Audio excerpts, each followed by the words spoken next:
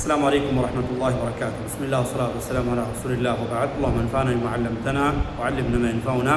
وزدنا علما وعملا وهدى وتقا یا کریم اللهم آمین. بات ہو رہی تھی وہ افراد جن کے اوپر روزے کی فرضیت یا تو ہمیشہ کے لیے ختم کر دی گئی ہے یا کچھ دیر کے لیے، جن پر روزہ فی الحال فرض نہیں ہوتا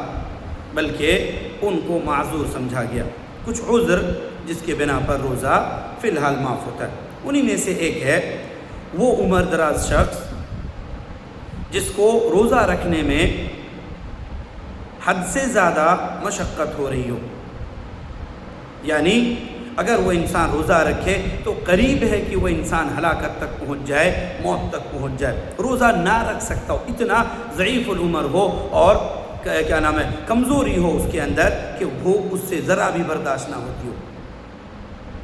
تو اب ایسے انسان کے لیے کہ وہ ہر دن ایک ایک مسکین کو کھانا کھلائیں گے. حضرت عبداللہ بن عباس رضی اللہ تعالی عنہ آیت کریمہ ہے وَعَلَى الَّذِينَ يُطِيقُونَهُ فِدْيَةٌ طَعَامُ مِسْكِينٍ، سورہ بقرہ کی آیت ہے. ان کے بارے میں کہتے ہیں کہ یہ آیت کریمہ منسوخ نہیں ہوئی ہے، یا بلکہ آیت کا یہ حصہ منسوخ نہیں ہے،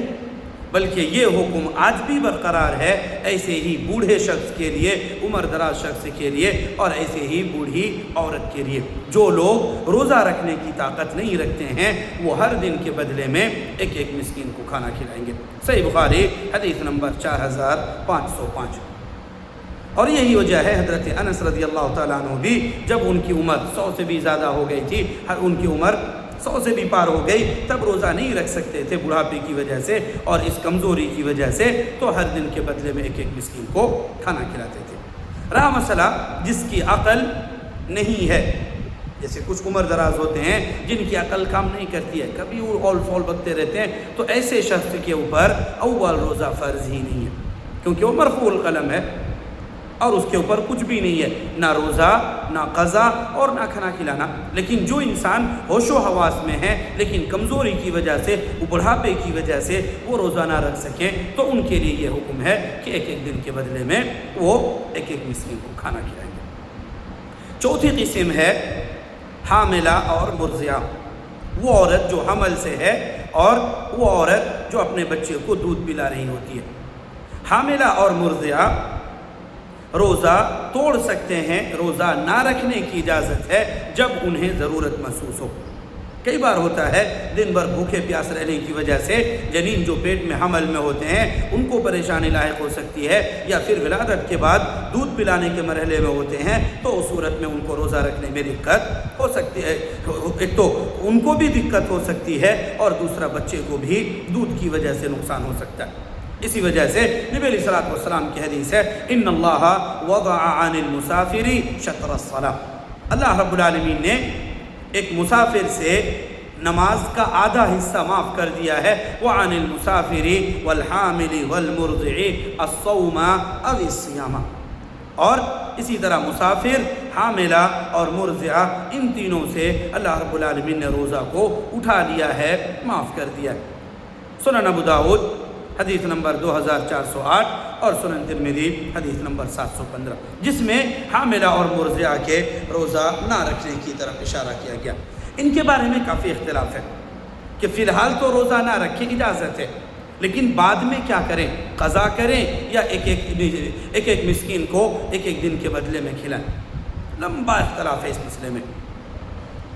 چونکہ کچھ وجوہات ہیں اور دونوں ہی فریق اور دونوں ہی ٹیموں کے پاس اپنے اپنے مضبوط دلائل ہیں، جو اپنے اپنے دلائل کو سامنے رکھتے ہوئے الگ الگ ترجیح دیتے ہیں. شیخ ابن باز رحمہ اللہ، شیخ ابن عثیمین رحمہ اللہ مسافر اور مریض پر قیاس کرتے ہوئے ان دونوں نے کہا کہ مسئلے میں راجح یہی ہے کہ ان دونوں پر قیاس کرتے ہوئے وہ روزوں کی قضا کریں گے، حاملہ اور مرضعہ، البتہ کھلانا ان کے اوپر ذمہ نہیں ہے. ایسے ہی معاملہ ہوتا ہے حائضہ اور نفسا کا.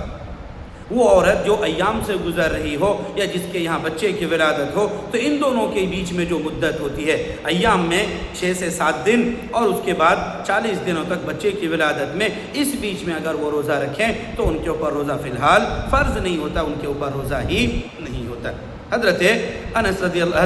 ابو سعید خدری رضی اللہ تعالیٰ عنہ بیان فرماتے نبی علیہ الصلوۃ والسلام نے فرمایا الیس اذا حاضت لم تصلی ولم تصم، کہ کیا ایسا نہیں ہے کہ ایک حائضہ اور ایک وہ جس کے یہاں بچے کی ولادت ہوتی ہے وہ روزہ اور نماز نہیں ادا کرتے ہیں؟ تو ایسے شخص کے لیے کہا گیا کہ جو حائضہ اور نفسا ہو ان کے اوپر بھی روزے کی فرضیت فی الحال کے لیے ختم کی گئی۔ اسی طرح سے کئی بار ہوتا ہے کہ کسی کی جان بچانے کے لیے ایک انسان کو روزہ توڑنے کی ضرورت پڑتی ہے، تو اس انسان کے لیے بھی ایک عذر مانا گیا، جیسے کوئی معصوم ہے، ڈوب رہے ہوں، جل رہے ہوں، یا اسی طرح سے دیوار گرنے والی ہو، منہدم ہونے والے ہوں، تو اس صورت میں ایک انسان کو اگر روزہ توڑنے کی ضرورت پڑے، جیسے پانی پی کر کے جانا ہوگا یا دیر تک پانی میں رہنا ہوگا اور اس بیچ میں ان کو پانی حلق کے اندر جانے کی بھی ضرورت ہو سکتی ہے، تو کہہ رہے ہیں کہ ایسی صورت میں اگر کسی کی جان بچانے کے لیے روزہ توڑنا پڑے تو ایسی صورت میں روزہ توڑ سکتے ہیں اور بعد میں اس دن کے بدلے میں قضا کریں گے۔ ان عذر کے علاوہ اگر کوئی عذر کوئی کہیں کہ جیسے رمضان کے دنوں کے اندر ایک انسان کسی کام کی وجہ سے، آفس ہے، محنت ہے، مزدوری والے ہیں، اکثر لوگ بہانے بناتے ہیں کہ کیا توڑ سکتے نہیں، کسی بھی سبب سے، کام کی وجہ سے یا کسی اور عذر کی وجہ سے کوئی کہے کہ میں روزہ نہیں رکھ پاؤں گا، تو ایسی صورت میں روزہ چھوڑنا جائز نہیں ہے۔ اللہ تعالی ہمیں روزہ کو مکمل حفاظت کے ساتھ رکھتے ہوئے اللہ کی رضا کے لیے ہم اسے رکھیں، اس کی توفیق عطا فرمائے، آمین۔ هذا وصلی اللہ وسلم علی نبینا محمد وعلی آلہ وصحبہ وسلم۔